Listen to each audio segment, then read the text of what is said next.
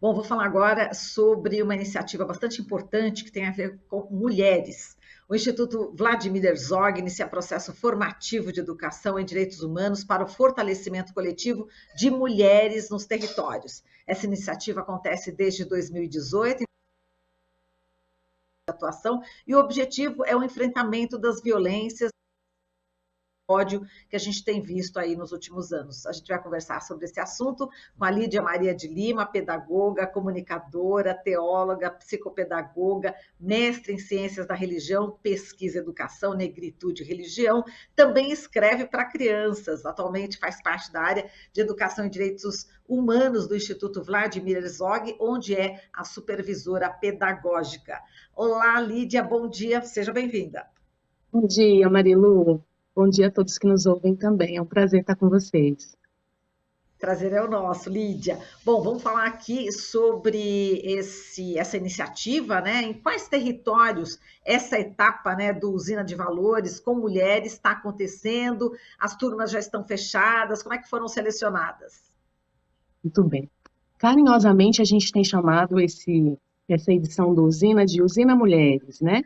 E ele ocorre em 3 territórios diferentes. Então, acontece aqui em São Paulo, na cidade de Tiradentes, na Baixada Fluminense, no Morro do Sapo, e em Vitória, no centro de Vitória.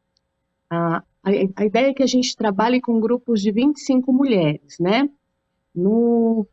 Em Vitória, essas mulheres são adolescentes, jovens, que participam ali de um projeto social que tem no centro da cidade, no Instituto Gênesis, e então elas foram convidadas para participar conosco. Em Cidade Tiradentes, são as mulheres da comunidade, ali do entorno, né, do Senhor Santo Cristo, ali é o nome da comunidade em que a gente vai desenvolver o projeto, e no Rio de Janeiro, são as mulheres também da comunidade do Morro do Sapo. Então, a gente fez a divulgação e essas mulheres foram se aproximando e estão participando conosco. Ainda há vagas na cidade de Tiradentes e no Morro do Sapo. Em Vitória, eu acho que a gente já fechou o grupo. Inclusive, a gente soube que outras meninas queriam participar, né? E nós fizemos o convite, elas participaram como ouvintes, mas a nossa edição é essa, a nossa proposta é essa, que a gente consiga confortavelmente acolher 25 mulheres em cada território para fazer, então, essa discussão, desenvolver esse projeto pensado com tanto carinho e com tanto engajamento das mulheres que fazem parte da equipe. Muito bem, vamos agora entrar justamente agora nesse curso, né? O processo formativo de cada turma parece que é composto por 5 encontros, né? Como é que esse percurso tem sido pensado? Qual o propósito do percurso? Tá. Nós estamos, então, discutindo a questão da violência e da vulnerabilidade dessas mulheres em cada território. Então, para esses 5 encontros, a gente pensou num processo formativo que desse conta de conceituar violência, entender essa questão de violência, trazer as memórias, entender-se como parte desse território e entender o que acontece nesse território. Então, isso aconteceria no primeiro encontro. Num segundo encontro, a nossa ideia é perceber e discutir com essas mulheres a questão da violência que permeia esse corpo, por ser um corpo feminino, então pensar a questão de classe, gênero e raça a partir dessa temática. Num terceiro encontro, a ideia é pensar em nós e nos nossos, então discutir também a importância e a preservação do direito da criança e do adolescente no território. No quarto encontro, é o olhar para o entorno, então perceber quais são os espaços que já trazem essa temática, essa discussão e esse espaço de acolhimento das mulheres, das crianças e dos adolescentes. Em quais espaços nós podemos encontrar parceria para fortalecer a caminhada, então fazer um encontro de trocas mesmo e de fortalecimento desse grupo, para que no quinto encontro, depois de todas essas informações e essas vivências, a gente consiga pensar numa carta compromisso, que faça com que esse movimento que fizemos aqui nesses encontros não pare por aqui, mas que gere nas mulheres de cada território o desejo de seguir com essa discussão e propor novas atividades envolvendo outras mulheres nesse mesmo território. Então, esses 5 encontros, eles percorrem esse processo formativo para que no final a gente tenha, então, a celebração de tudo isso, que será um encontro virtual, que deve acontecer em novembro, para a exibição de um doc, que conta um pouco da história dessas mulheres e conta também um pouco de como é que a gente foi pensando esse percurso e desenvolvendo todas essas atividades. Agora, Lídia, esses encontros também tocam em temas delicados, né? A gente está falando aqui do tema de mulheres, de violência, enfim, aí memórias, né? Vocês vão trabalhar memórias, vivências de violências. Como é que o projeto cria aí um espaço seguro para isso? Essa foi uma das primeiras preocupações que surgiu com a equipe quando a gente começou a desenhar o projeto. Então, nós fizemos todo um processo de sensibilização da equipe, das educadoras, das especialistas que estarão no território, da equipe de comunicação que também segue com a gente. Então, essa preocupação, ela pauta todas as nossas reuniões pedagógicas. A gente tem sempre falado sobre isso, sobre essa necessidade de sensibilidade e de acolhimento.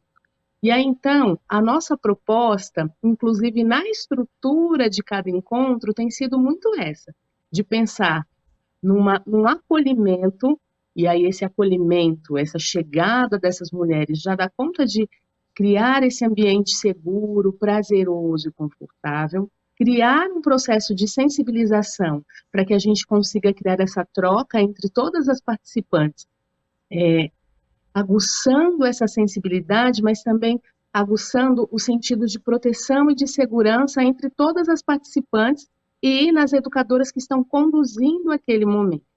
Criando esse vínculo, a nossa ideia é que todas se sintam seguras, protegidas. Aqui é o nosso espaço.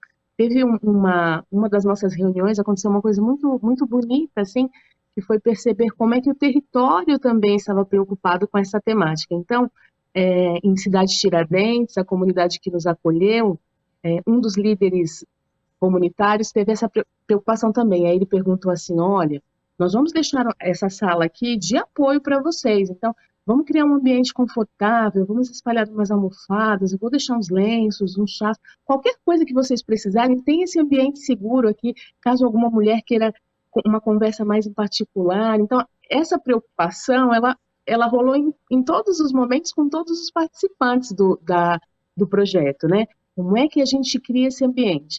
Então, a ideia foi justamente essa, pensar que todo o percurso formativo precisa ser seguro. E aí, então, a gente tem mesmo essa preocupação, é o café que acolhe, é a cadeira que está aqui do lado, mas não está do lado só para que eu me sente aqui e fique, não, é para que eu me sente aqui e perceba que quem está do meu lado é parceiro, eu posso seguir junto, eu posso confiar. Então, a gente tem essa preocupação e isso tem sido assegurado pelas educadoras e também pelas especialistas que chegam para compor essa equipe e para garantir que o ambiente é confortável, é seguro e é confiável. Exato, em tempos em que a gente, né, tem notícias de tantos feminicídios, né? É fundamental tudo que vocês estão fazendo aí no Instituto Vladimir Herzog, viu, Lídia? E agora, ao mesmo tempo em que o Usina de Valores, mulheres, né, como você disse, lida com experiência aí de violação grave de direitos, também aponta para a construção aí de redes solidárias. Como é que tem sido lidar com essas duas dimensões opostas, né? De violência por um lado e de potência por outro lado, ainda mais nesse país, nesse contexto que a gente vive hoje? Marilu, essa pergunta eu acho que ela é muito pertinente e ela nos atravessa o tempo todo, né? Nós já começamos as primeiras atividades formativas, então os primeiros encontros, o primeiro encontro em cada território já aconteceu e a gente vivenciou muito de pertinho essas questões de violência. Por exemplo, no Rio de Janeiro, no dia do primeiro encontro, acontecia um tiroteio antes da atividade, né? E aí, então, ficou essa preocupação, acontece, não acontece, mas as mulheres já estavam preparadas, esperando, né? Então, a educadora sobe e elas ignoram por um momento aquela tensão, elas se entreolham e percebem, estamos seguras, né? Havia um ambiente seguro, elas sentaram, partilharam o café, respiraram, acolhemos as crianças, criamos um cantinho para que as crianças que subiram com as mães pudessem se sentir seguras. Respiramos, porque a gente tem trabalhado muito essa ideia de vamos respirar para pôr o pé no chão, sentir onde estamos e como é que a gente segue. E a partir daí, a gente conseguiu seguir. E essas mulheres foram falando de suas memórias e falando de que essa violência, desse tiroteio que acontecia ali naquele momento, estava na rotina, né? E elas iam criando mecanismos para se defender e continuar vivendo apesar de. Então, o que a gente percebe no relato dessas mulheres é que elas vão criando uma rede e que elas vão alimentando aquilo que a gente chama e que Paulo Freire nos ensina, que é o esperançar, né? Elas vão esperançando, vão se protegendo e vão fazendo essas trocas. E aí o encontro fluiu, as coisas seguiram, o tiroteio cessou e foi possível levar adiante. E eu fiquei com essa imagem na minha cabeça, né, dessa história, desse tiroteio, enquanto a educadora fazia esse relato para nós. E é isso, é encontrar a possibilidade de termos um caos. O que faremos? Nós nos protegeremos. Criar essa rede. Eu acho que o Usina Mulheres, ele, nesse momento crucial da nossa sociedade, a gente tem essa função de despertar nas mulheres esse sentido, essa proteção, de trazer para perto. Eu não sei se eu posso, mas eu tinha separado, inclusive, uma poesia aqui para você, que ela justamente reflete essa nossa vivência. E foi exatamente o que aconteceu no Morro do Sapo e como é que a gente ficou depois do relato da educadora. Se você me permitir, eu faria a leitura para que a gente alimente esse momento também. É possível, Ai, que Marilu? delícia! Amo poesia. Pode falar, com certeza, Eu vou Lídia. falar, então. Sempre Ele bem-vinda, poesia, reflete diga. um pouco dessa nossa angústia no dia em que a gente começa a atividade no Morro do Sapo e como é que foi ouvir o relato da educadora e das mulheres que estavam ali. E ele diz assim: eu tenho um sapo na garganta, um sapo que engulo sempre que ouço o relato da irmã que sobe o morro, encara os tiros, o medo e se depara com outras mulheres pretas que precisam de acolhimento, café, espaço de vez, voz e cuidado. Eu tenho um sapo na minha garganta, um sapo que se move enquanto ouço o relato de violência, da falta de assistência e do direito de ir e vir. Eu tenho um sapo que salta da minha garganta e que foge pela boca de outras mulheres que narram suas histórias e suas memórias. Eu vejo um sapo colorido que saltita pelos becos e vielas da vida, despertando a curiosidade das crianças, despertando a curiosidade de outras mulheres que também partilham incertezas, dúvidas e ansiedades sobre aquela casa, a casa que acolhe, que faz usina e que me diz: acorda, mulher, a vida acontece no caminho, no encontro com outras mulheres que, junto com suas crianças, não perdem a esperança. Eu vi um sapo, eu vejo um sapo, e eu não estou disposta a engoli-lo novamente. Ai, que máximo! Quer dizer, o sapo justamente pode estar na garganta, mas pode estar ali, né, distraindo as crianças, enfim, no Exato, caminho. De quem é que o é caminho. de quem que Esse é, texto Lídia? é É. meu. Ah, Foi o querida, que jeito que eu maravilha. consegui elaborar toda a vivência do nosso primeiro Sério. encontro no Morro do Sapo. Ah, parabéns, Lídia. Nossa, como alimenta, né? Pois você falou duas coisas Alimenta. importantes, né, de tudo. Enfim, tudo é importante que você falou, isso eu quero dizer, mas assim, o ato de respirar fundo, Isso, né?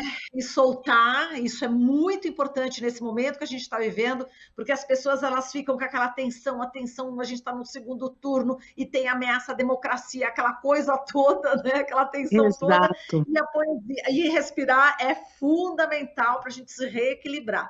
E essa questão, e a poesia sempre, né? É um bálsamo, né, Lídia? Que linda, parabéns, viu? Tá todo mundo com esse sapo na garganta nesse momento, Marilu, e a gente precisa esperançar, olhar para as mulheres, olhar para as crianças e acreditar que a vida segue, que o caminho é longo. A gente precisa se unir para manter essa esperança e essa democracia viva. Olha, que maravilha, Lídia. Te agradeço demais aqui essa Eu é que conversa, tá? agradeço. Me alimentou muito, me alimentou Ah, que muito, espero bom. ter alimentado nossas ouvintes, né? Nossos ouvintes que estão aqui acompanhando a gente. Muitíssimo obrigada. E para quem quiser mais informações sobre Usina Mulheres, né? Pode entrar no site do Instituto Vladimir Herzog, é isso, Lídia? Isso. No site, no Instagram e também na página do Usina, Usina de Valores, tem mais informações e a gente vai alimentando essas plataformas conforme os encontros forem acontecendo. A gente vai partilhando outras poesias, outras vivências e outras fotografias desse encontro bonito, proposto aí pelo Instituto Vladimir Herzog. Muito bem, Lídia. Muito obrigada aqui pela tua participação. Muito rica a sua participação hoje aqui no jornal, viu? Saiba disso. Um forte abraço para você e até a próxima. Beijo. Você está ouvindo Jornal Brasil Atual. As notícias que os outros não dão.